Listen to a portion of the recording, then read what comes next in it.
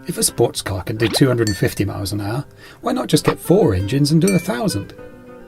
This is a question my son asked the other day, and while the math seems to add up, there's one very important thing which means this can't work, and that is drag.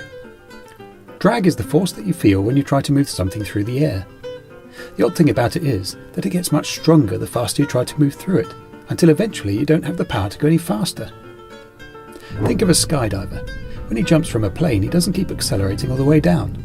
He reaches a point where the drag equals the force of gravity, and he doesn't move through the air any faster. It's exactly the same when you drop a stone in a pond. It briefly accelerates and then floats down at an even speed. This graph shows just how much the drag increases as we accelerate our car to 1,000 miles per hour. You can see how it's quite flat at the start, then quickly climbs, and how it gets even steeper in the transonic region. That's because friction from shock waves causes yet more drag.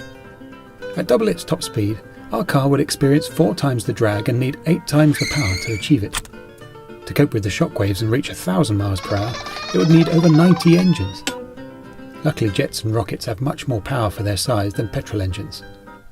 To reach 1,000 miles per hour in just 5.5 miles, Bloodhound needs still more power so that it can accelerate quickly. With both the jet and the rocket, it has over 20 tons of thrust. But at 1,000 miles per hour, the drag will be starting to get close to the thrust of the car. On the plus side, drag will play a very important role in helping to stop the car.